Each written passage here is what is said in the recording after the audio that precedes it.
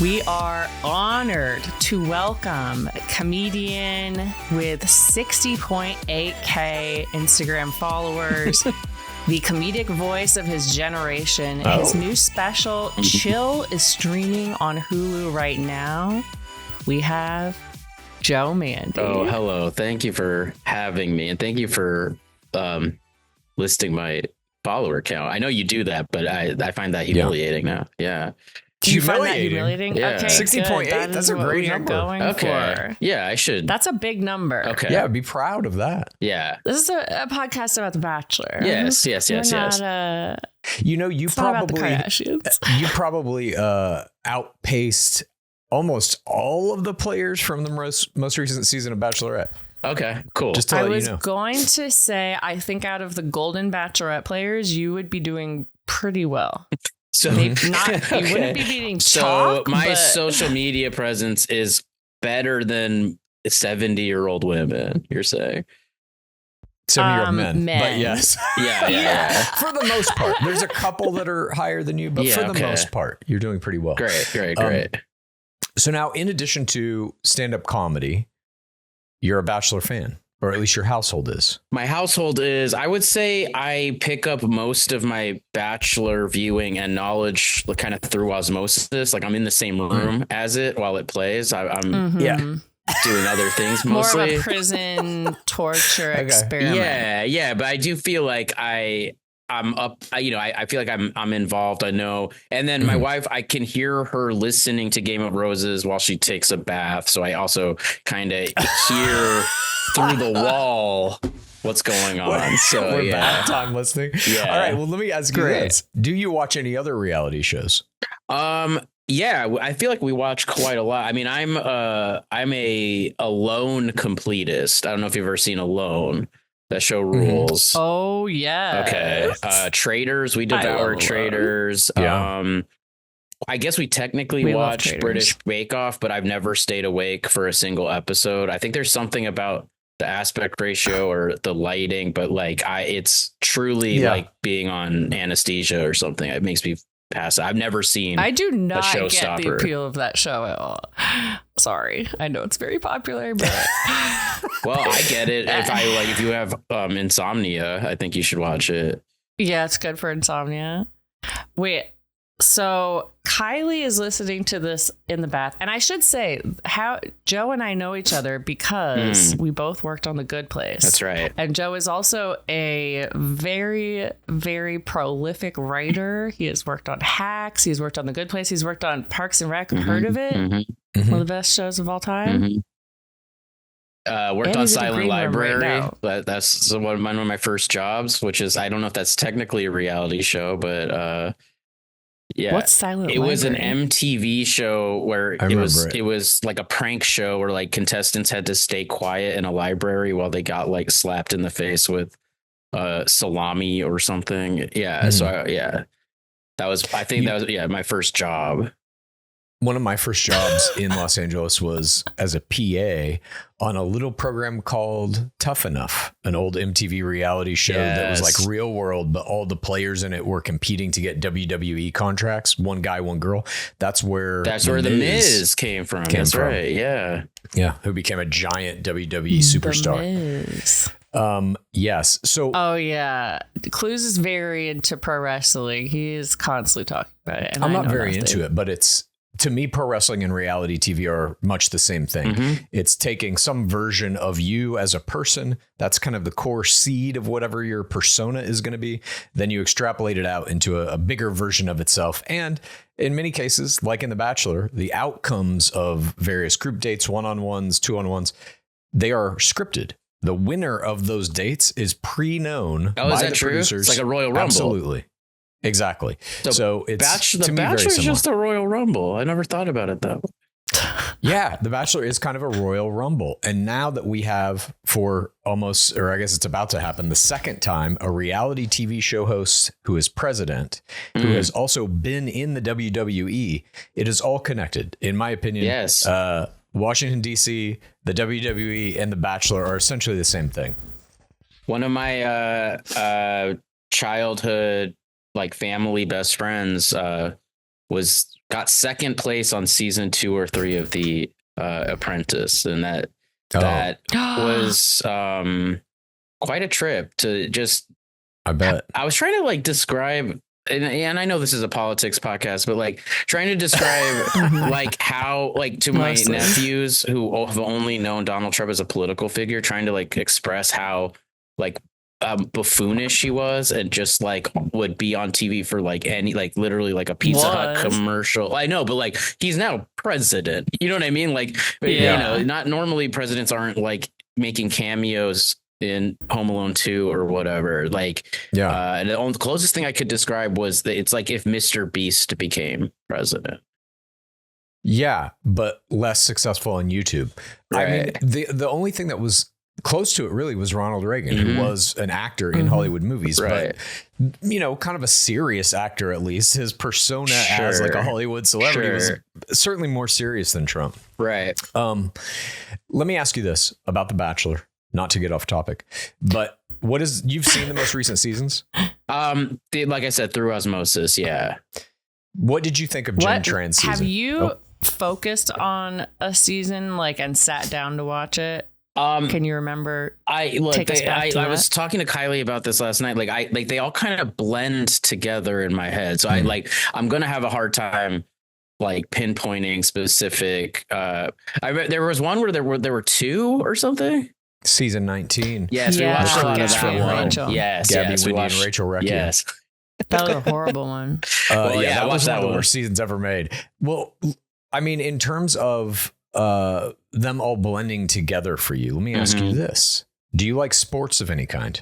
I'm a basketball obsessive. I see Lizzie wearing a jersey for my team, the Minnesota Timberwolves. Oh, wow. Look, if you actually, I'm going to turn the camera a bit. I have a shrine right here. Oh, nice shrine, dude. Thank you.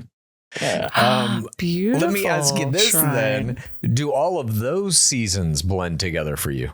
No, I mean, each one's distinct. I mean, there are eras, I would say, right? So like, now we're getting somewhere. Yes. Now we're getting somewhere. So like for the Timberwolves, there's like the Dark Ages. Like which is all years basically, mostly, but are like we not living it? Like the Dark Ages is definitely the biggest era of the Timberwolves. The first like 10 years of its existence or so, those were like the primordial Dark Ages.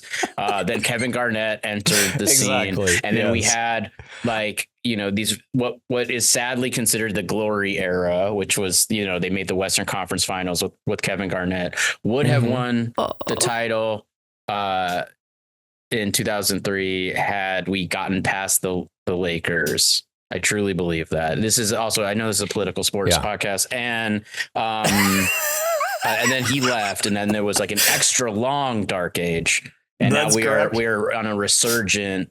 The Anthony Edwards is sort of like bringing us a new golden era, right? Yeah. So in the same way, there we go. In the same way you view these, Jake is obsessed with Anthony Edwards. In the same way that you view the Timberwolves history in these eras, or even maybe NBA history in these eras, we view The Bachelor in that same way. Oh, great. And so where are we right now? So Gabby and Rachel was our Dark Age COVID bubble.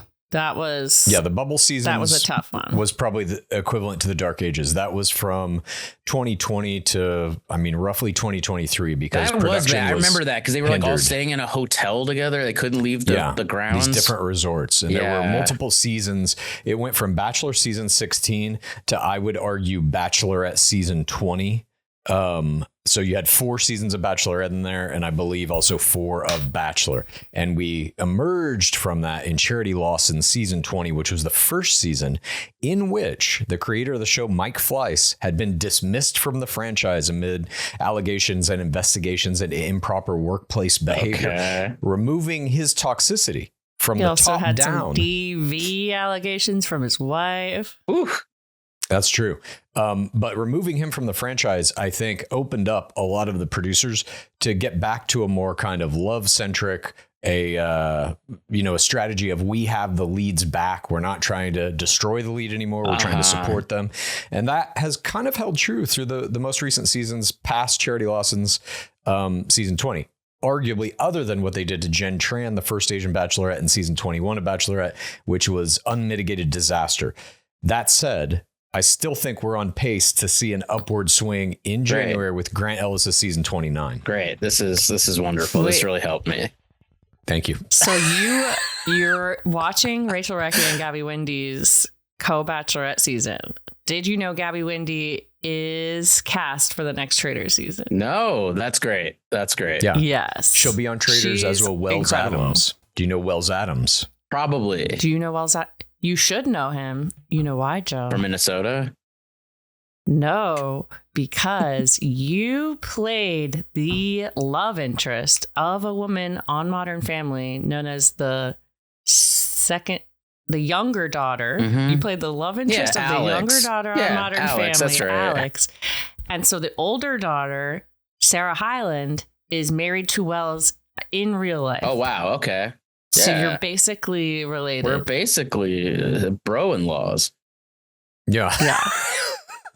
Are you watching the Beast games? We're recording this Thursday. It came out Beast today. Game. That's MrBeast's reality show. Yeah. No, on Amazon. I refuse to support. Interesting. I don't support. I think he's literally the devil.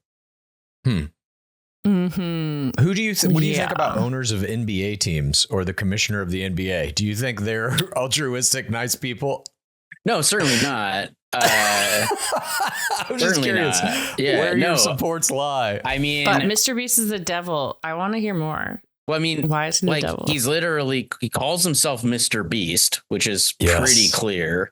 He does this fake altruism where he makes content out of giving people like eye surgeries and stuff and gets all this credit for doing charity. But it's like, well, I mean, he could just pay for those surgeries. He doesn't have to make content out of it and make more money in the process. It's all just like he's a psychopath who learned how to game YouTube. That was his only goal in life. And he did it. And he's amassed a lot of power and money. And I don't think he will be using it for good. I think we're in his, do you remember in 2014 when everyone was like, Elon Musk is going to save the planet? I think we're in that era of MrBeast before he actually goes beast mode and Well, I think beast mode is starting because there's allegations against the show. I know he is friends with pedophiles or so, whatever. I mean, sure. He's just I don't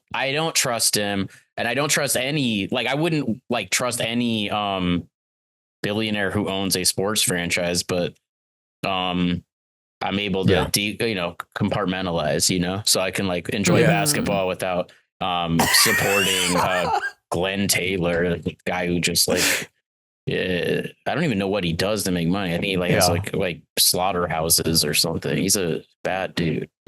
Nice. I mean, for my money, anybody. Is this a basketball owner? Yeah, the Wolves owner. Oh. Is a slaughterhouse? I think so. There was a couple seasons ago where they kept getting animal rights people kept running onto the court and gluing their hands onto the wood floor in protest. I watched one of those games. Yeah. I watched one of those games. That was the most exciting thing to me that happened in basketball. I was like, there's a lady gluing herself to the floor. This is great. So I guess what I need to do is find a way to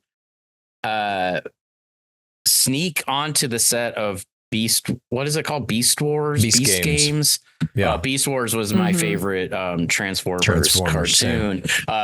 Beast Games. I want to glue my hands to the floor of Beast Games to make a statement about Joe. That's probably one of the challenges. Yeah, you're right.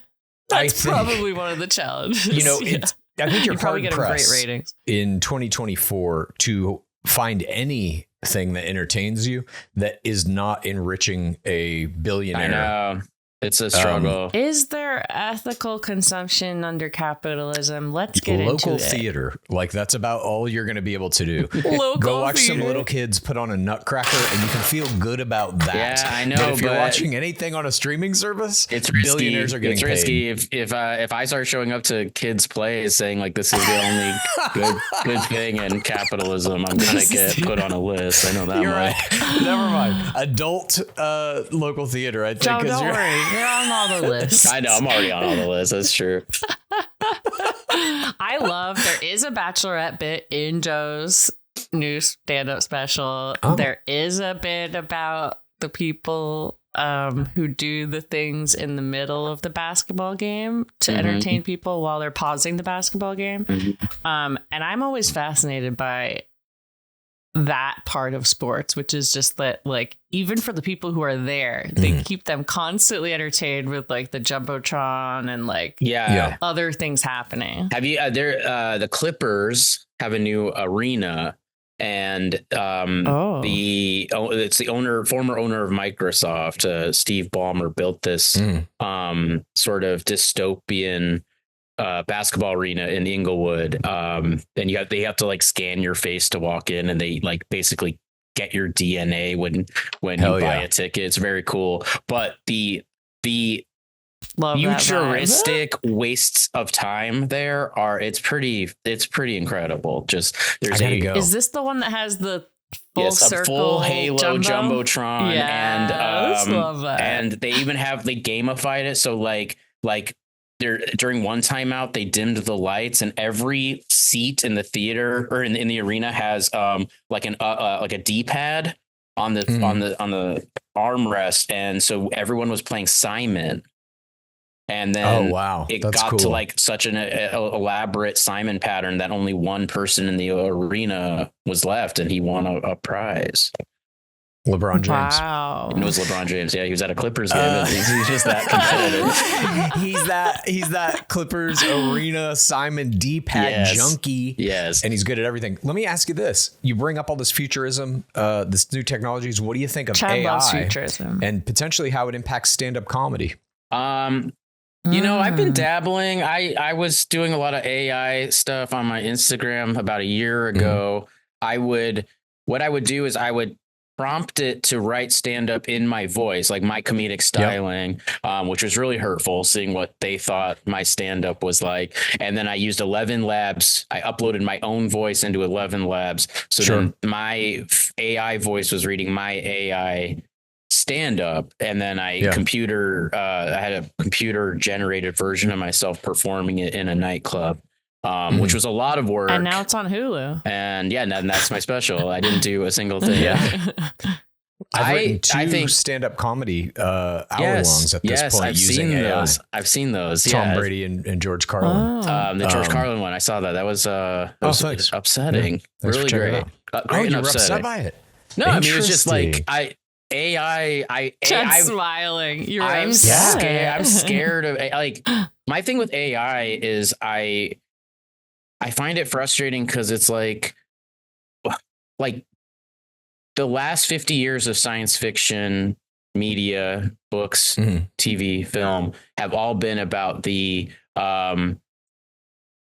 impact of AI and how it will destroy humanity and civilization. And the moment we get access to that technology, no one involved is like, should we not use this? Should we be safe with this? It's just like, no, let's just do the thing in all the movies. We'll be fine. For what it's worth, though, the kind of alarmist view of technology is something that Hollywood has had for a very long time. Fear sells, as we know. The truth is, that's not what's going to happen. The truth is, like, I think it's closer to what I was doing with like the George Carlin or the Tom Brady thing.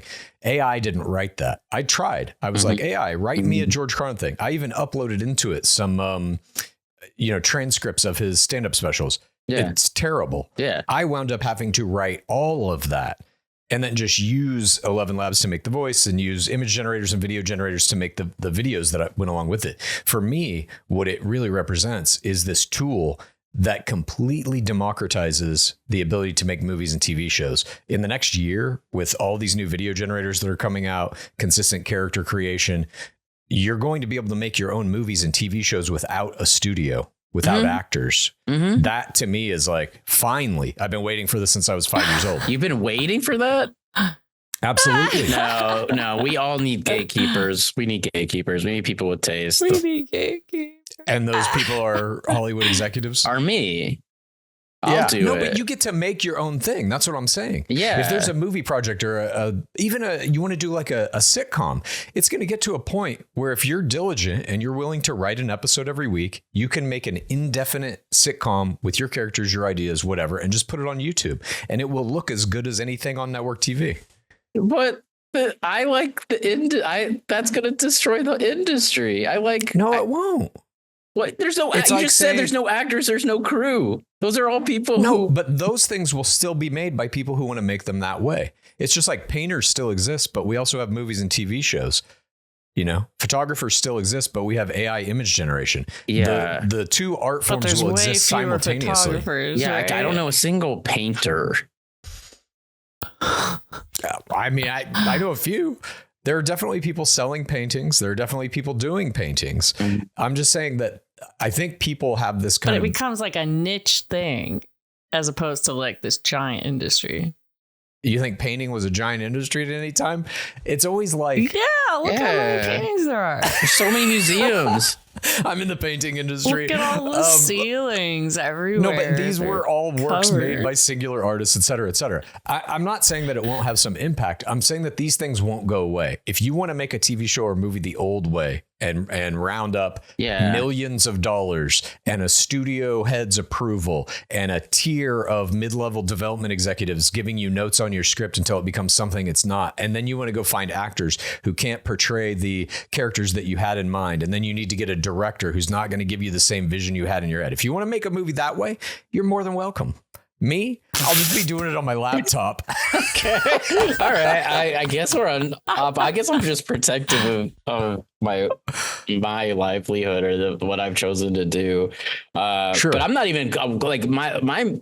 I guess I am just being sort of like, I read a story the other day that they're going to start implementing AI into like nuclear bomb infrastructure. Like, I don't want AI, like it's like stuff like that where it's like, no, there should be some sort of human control here. Yeah. Like on there'll the be president. oversight. The president should be in charge of that. He should be the one who's pushing the button.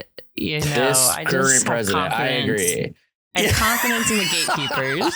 I like that totally. You just dismantled my argument. Yeah, no, we need a person at the top who can be trusted. The gatekeeper will elected by all.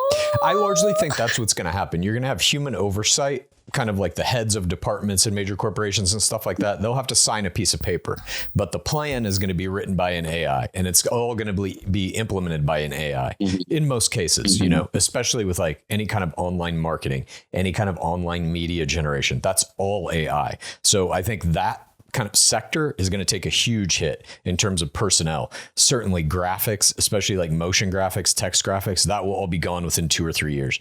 You'll just be able to make it in your phone. That said, like if those are the jobs you do, you need to, I think, to survive it, kind of step out and be like, well, how can I use this technology that is automating all the grunt work of it to create my own company where the creative elements like kind of take center stage. And I think that with AI, I don't think it's going to eliminate the grunt work, but it's going to make it much easier to do, and you won't have to hire people to do it. It really is going to boil down to who is the most creative, who can use these tools in the most creative way. I think those people will flourish. Right. Well, we'll see. That all sounds bad to me. Joe had a good solution once, I remember, which is that everyone's nude should be available for $5 online. $1. You just click it. Yeah, it's going to be $0 in the very near future. I mean, I'm 100% sure within about 5 years, every message you've ever sent, every email, anything you've ever put on your phone will be searchable publicly by everyone. Oh, yeah. That's so it doesn't even matter if AI takes over. That's why you have to take as many nudes as possible so that it's flood just the market. Well, do it now while you're still like if you like the young get it while you're still fit. Keep it tight and get those fit photos in now. Yeah. For me, those days are long gone. Yeah, but, I know. I guess it's only getting worse. Jacked. It's only getting worse with age. Let me ask you this, Joe Mande. As this podcast is about reality television, what do you think of the current state of reality TV and where it's headed in the next couple of years? I think it's flourishing. It seems like it is most of TV. I mean, that might just be my perspective on it. It's just there's so much of it. Just might be Kylie, what we watch. flooding you with auditorily. We watched something the other day that was like so incoherent. It was some dating show. It was like everyone on the show was from other Netflix dating shows. It was like Perfect Match. It was like, I was like, what's the game theory here? Like, what are they? I was like, I don't even understand the point of this. Like, I was like, I can't follow. And it really felt like, oh, this is just slop. We're just getting people who people recognize from other shows and throwing them together. And like, there's no an interesting perspective point to it. Perfect Match is the Netflix reality universe, or the NRU's All-Star Game. So they it's their Avengers or whatever. Right. Yeah. And so far there have been 2 seasons. Each one is kind of centered around a massive heavy hitter reality star. The first season was Francesca Farago, 5 whatever million Instagram followers. Second season was Harry Jowsey, 3 whatever million Instagram followers. Is he the one that was also on Traders? No, I don't know who that would have been. Maybe I'm thinking of an entirely different show. Sasso was on Traders. Okay. Joey Sasso. He was on season 1 of Perfect Match. Yeah. Harry Jowsey's this Australian guy who was on Too Hot to Handle, and Perfect Match. Obviously, the goal of that game is to align yourself with whoever that heavy hitter anchor player is, so that you can kind of waft off their steam. So it's just clout. It's clout chasing, like professionally. Olympics. Yes. Yeah, that's cool. That's what all reality TV is. And I think if you look at it from that perspective and you look at the strategies these players are employing, which are varied and nuanced, much more so than any traditional professional sport, not to shit on basketball, but I don't think any basketball player can do what any high level reality player can do, as evidenced by World's Toughest Test, where multiple NBA basketball players have been destroyed by Bachelor players every season. Sure. I simply think that what you're required to do in terms of using your own persona to create whatever the persona is that you're going to use as a player, in terms of the psychosocial dynamics that don't really exist in traditional sports, where you have to lie directly to people, avoid being lied to, figure out who's telling you, all that kind of shit. There's faking fouls. There's flopping. I feel like that's a big part. There's shit talking. Flopping. Yeah. So there is. I feel like that's a lot of what basketball is like fouling, when to foul. Like the fact that that's such a big component of it. You know what I realized? There is a component of professional basketball that is much like the limo exits on Bachelor, in the Bachelor universe, which is when a player is a free agent and can sign with any team. Teams do these like kind of humiliating presentations to try to lure that player to their city, to their team. Yeah. And it feels somewhat like the people coming out of the limos to like get the Bachelor's attention. Yeah. I thought you were going to say, what would be your limo exit if you went on The Bachelorette? As myself or as a representative of the Minnesota Timberwolves? Either one that you want. I don't know. I think like I don't know, because I know I'm funny, but I wouldn't go big. I wouldn't do anything kind of slapsticky. You know what I mean? I would try to get a laugh that was a memorable joke and then get out of there. Be kind of mysterious.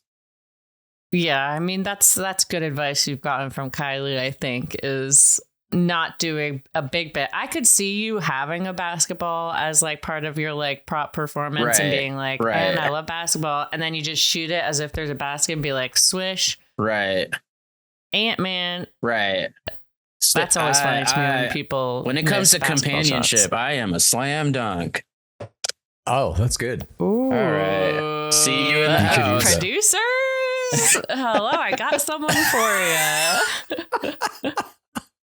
He's a little LaCroix boy. I was thinking how my grandma missed the boat. I think my grandma would have been a great golden bachelorette. Because she like my whole life, men of the greatest generation would just like openly hit on her in front of me. Like it was revolting, but she looked like Carol Channing, and there was something about her, man. Like man, even up to the end, like in the nursing home, guys were after her. It was crazy. Wow. She had the it factor. She did. We got to bring her back. Yeah. Maybe she'll be reincarnated and we'll see her in a new season.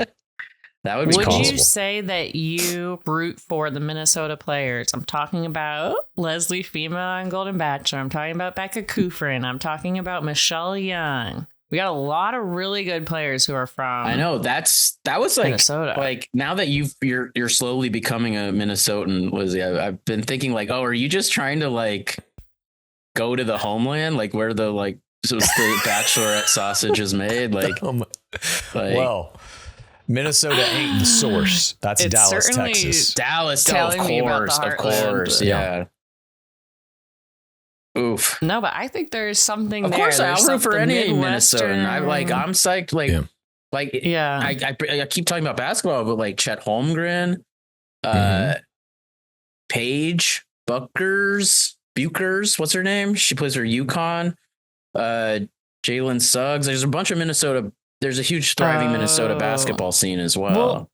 Yeah. There is, because Joe Coleman, who was Mr. Basketball on Michelle Young season, she was Mrs. Basketball, and I don't know, there's something going on there. I know that was actually that was a fun moment for me in the world of Bachelor. Was Kylie started like laughing and making fun of him, being like, "Why is he calling himself Mr. Basketball? That's so lame." And then I had to be like, "No, every state every high school, like in every state, there's one guy who's crowned Mr. Basketball, the best basketball player in the state." And she didn't know that. She just thought that, she just thought he was just calling himself Mr. Basketball. And I was like, no, that's like a real title you get for being the best player in each state. You don't think I would call myself Mr. Basketball if it wasn't a title you have to earn? Yeah. I think you should call yourself Mr. Maybe Basketball. I will. Maybe that'll be my next title. I don't know. For my next special. Do you have a basketball podcast? I was doing a very complicated live stream last year where it was because we didn't have express written consent from the NBA to show their games. We would live stream and tell people to sync the game up with our live commentary. It was much too complicated, but very fun to do. Yeah, it was a lot watch along. I might do it again. That is the hard thing with making content on our sports is they don't want you. Yeah, they're very litigious. Replaying them. Yeah, they're litigious. That's those billionaires got to keep all that money for themselves. Well, I think you should make it a permanent podcast. Great podcaster. Totally. Joe always would come on The Good Place, the podcast, when that was my job producing that show. Yeah, so nice. Very nice to have you back. Yeah, thanks so much, man, for dropping Joe. by. Thanks. I hope we didn't get into a fight about AI. No, Joe gets into a fight. Jesus, Chad gets into a fight with every single person that he talks to about AI. These aren't fights. It's simply me Jake's expressing mother? my opinions on the matter. Before we go, one final question. She was changed by their conversation. Was she really?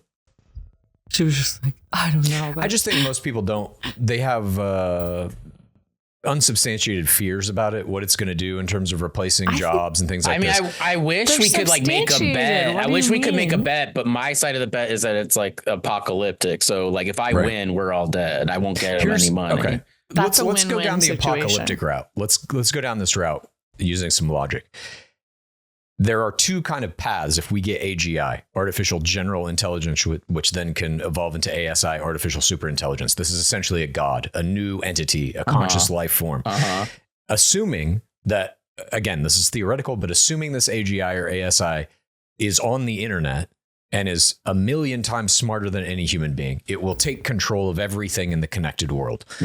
if it does that, one of two paths present themselves. One is Terminator, Skynet, Yeah, right. army of robots. Most likely path is that one. Okay. And then killing If everyone. it's reading the whole internet and summing up what it thinks about people. of humanity, yeah. But the other path is this, benevolent, a God that will usher in a utopian existence for all of us, heaven on earth. Mm-hmm. The reason I think it is most likely that it is that way is because, generally speaking, the Love is human all there beings. is.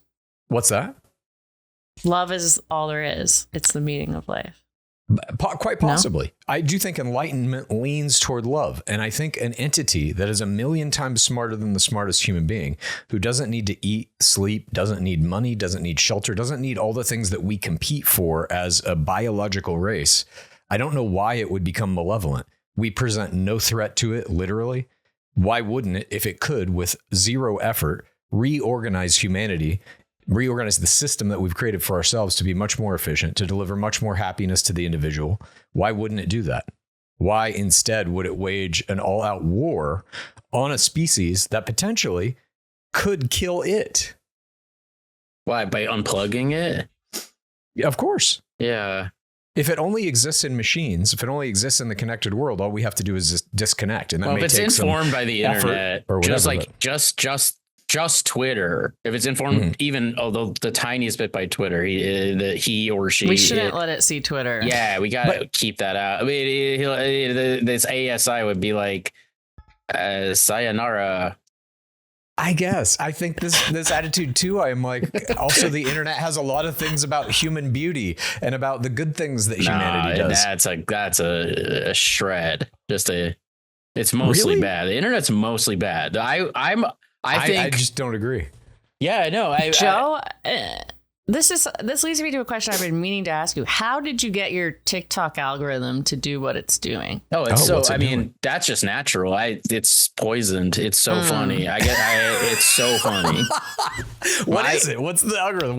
I guess you have to follow my Instagram. I as like Lizzie was saying, like I comedian, writer, but most of all, I think I curate the best Instagram story feed in the game. I am reposting videos that naturally come into my feed.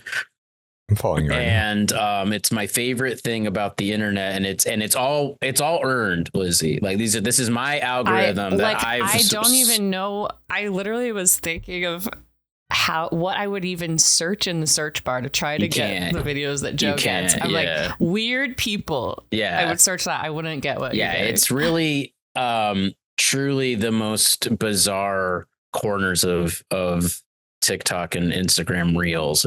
My Instagram Reels has actually been more fruitful lately. I'm getting really psycho stuff. Yeah.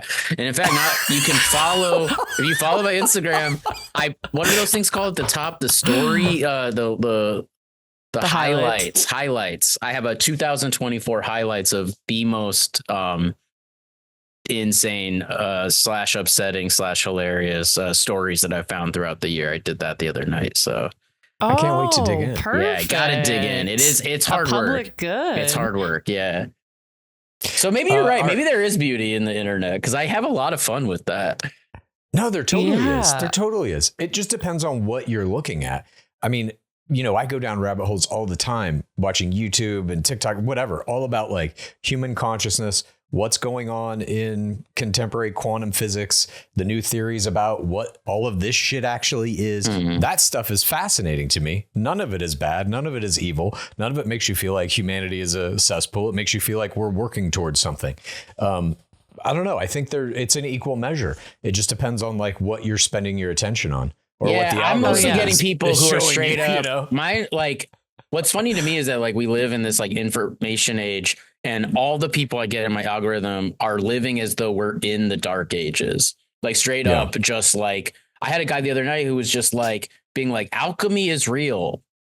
You can make gold. And it's like, dog, that's the dark ages, dog. Like that, like we've settled that you can't. No, you can't. Shut up. What are we doing? He's posting it on TikTok. It's so absurd. Yeah. But I can't wait. I can't wait. This is like you're between seasons of The Bachelor right now.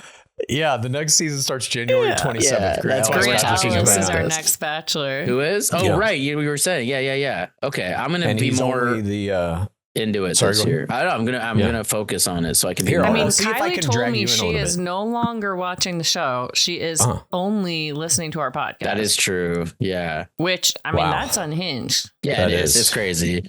She, she love went to a tell-all but- once, and she was featured quite prominently.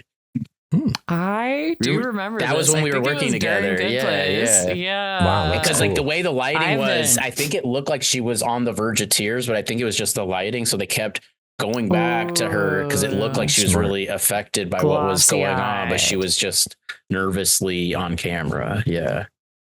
That's a I good tried play. to be a Good meme audience the play. whole time I went.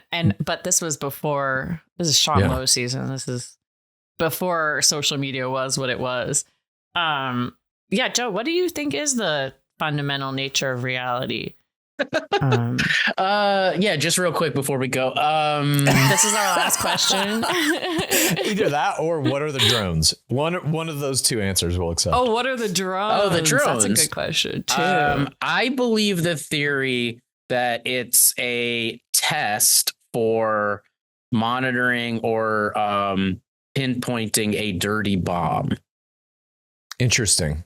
That because if it wasn't approved by the government in some respect, it would be a huge, way bigger concern, and they would be getting shot That's down. what Chad said. So 100%. Government knows exactly what this is, and they are lying straight to our faces. Yeah. So I just think that, like, I think it is probably some sort of test for some unknowable threat that, like, we're not privy to because it's like top secret or whatever. And they're probably doing it in the open to desensitize people to, in the event that they have to unleash them for real.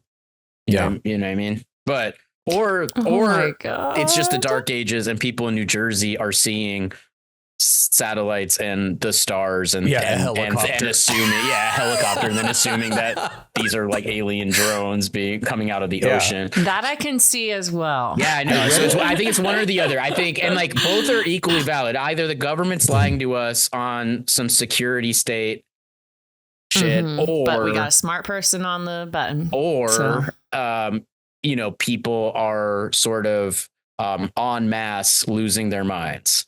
And both are equally likely. Yeah, both possible. Yeah. I read a long article written by a guy who was the head of the CIA PsyOps training division. And he was basically saying, like, here are the things you should look for if you think something is a PsyOp. And kind of the biggest one that stood out to me was, does this story progress in the news or does it just show up and disappear? Right. If there's no end to the story, it was a PsyOp. And then you have to ask yourself, well, what are they using the PsyOp to divert attention from? Is basically his next point. So I don't know. We'll see. We will see. This is a podcast about The Bachelor. I love it. The Bachelor is a PsyOp. The Bachelor's a PsyOp. It doesn't progress. The Bachelor's a PsyOp. Look, Chad, I saw Wicked again last night. Yeah, PsyOp. Cried earlier than even the first time before. Oh, nice. But they're creating the monkeys to go be spies, and that's basically what the drones are. Yeah. And they're saying, this is monkeys. evil Yeah. if there's monkeys spying on us, but we're just having this in real life. But the thing with these current drones, they've been spying on us with drones for the past 10 years. Like, just look up in the sky, especially in LA. The LAPD employs hundreds of drones that just surveil everyone constantly. Those were, all cinematographers. It is. They're all doing 4K YouTube video channels of Santa Monica. Well, the industry's falling apart, so all the you gotta camera operators now work for the LAPD to surveil. No, exactly. So they don't need the drones that people are seeing now. They are describing them as the size of small cars. You don't need that to surveil people. You can buy a drone off Amazon that is, right. That's why people think they're like these are some sort of like with sensors of some sort. I don't know. I don't either. We'll see. I will say, and this could be the final thing if you need it to be. And I'm not trying to leave. I just feel like I've outworn my welcome. But there's sort of a famous story. When I first worked at Parks and Recreation, I got there season 5, and our window faced in the direction of the Big Brother house.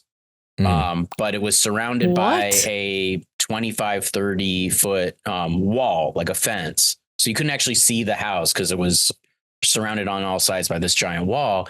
And so the lore I had learned was early, I think season 1 of Big Brother, my office building, I think on my floor, I forget what show it was at the time, but it was a sitcom of some sort. They all realized that they were facing the Big Brother house. They could see it. And so as a prank, they wrote on all the windows a big sign that said the treasure's buried in the backyard.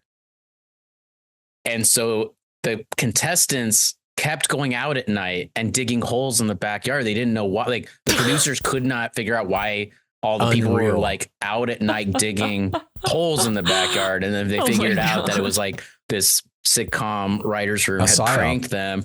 And so, psyop. So then they built this wall to protect it. And then I got a drone as a gift one year. And we were thinking, and I was just a bad pilot, but we were thinking the ultimate sequel would be to fly the drone over the wall with a note that says the treasure's buried in the backyard and just do it all over again. But we never got to it. But if I was better at flying drones, we could have done it again. Damn, opportunity lost. Yeah. That's incredible, though. Obviously, we love to put our thumbs on the scales of different reality shows and affect how they move and what directions they go in and what have you. That's like, to me, the fun of our podcast really is it's like playing a video game called reality television. Yeah. To see how much can we affect what is actually going on in these productions in terms of who's getting cast, who is the host, what are they going to do this season or that season. I love that shit. Yeah. And I know so much of it is fake, but I still get got constantly and I cry. I will say my bar was really low when I was when I was in college. My dream job, no bit, was to write the pop-up jokes for Blind Date. Same. That was my dream job. I was like, this is. That was my first reality show.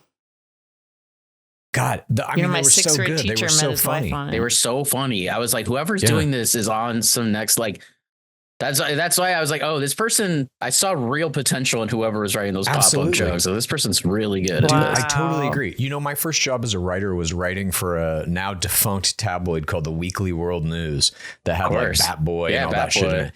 And it was a similar kind of thing for me. Like, oh, I get to write these funny articles about a woman goes to a coma and wakes up in a hotel and owes $50,000 or whatever. That shit was always like so fun to me. And I felt Blind Date, pop-up video was another one. Huge, yeah. I remember my first paid job in Hollywood as a writer was doing a writer's roundtable for the VH1, some kind of like year in pop culture type awards. And I just remember the only joke that I got into that show, I think, was at the time they wanted to do a thing where they were comparing Oscar movies of that year to porn movies. And so that year was The Passion of the Christ. And my joke was the porn version of that is called Nailed. Thank you. Yes. Really good. Really love good. That. Thank you very much. Thank you very much. God, those were the days. I remember my first joke I got into Bad Judge. What was it? It was the judge runs into her old friend from law school and she's like, oh yeah, Rebecca, the woman who dry humped a statue of Thurgood Marshall. And she goes, oh yeah, and it was third grade. I remember that joke. It was a good joke. Thank you. Yeah. Well, thank you, Joe Mande, for joining us for this kind of a potpourri of a conversation. This was great. It was beautiful conversation. Yeah, please come back anytime. I will make your live stream into a real podcast. Yes. And keep us posted. I shout out to Kylie, Joe's wonderful wife, for being our number one fan. Yeah. And taking baths, which Chad loves as well. I do. I take 3 or 4 a day minimum.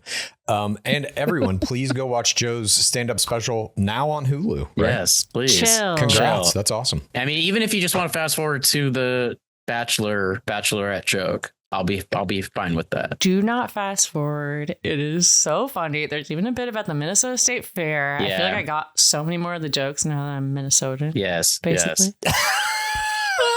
Oh, and there's a joke about another reality show, Intervention. Oh, nice. Yeah. All right. It's a reality TV stand-up special. You can say that confidently. A Right? Absolutely. smorgasbord. Absolutely. Yes. Thank you so much for coming on. Of course. Thank you Joe, for having me. how can people find you? At Joe Mande on most things except TikTok. I don't have that. So my TikTok's at Joe Mande 69. Nice. Hey. Yeah. Nice. Yeah. I didn't even realize that was a funny number at the. No, I'm kidding. I did. You were just like, this will really make Wait a sense second. one day when I'm 69 years old. That's Yeah. what you were thinking. It was forethought. Well, thanks again for joining us. And everybody go check out all of Joe Mande's stuff wherever Yes, you can get please. it. Thank you. Please rate this podcast. Please review this podcast. Please get a friend to listen to us. And then please rate this podcast. Please review this podcast.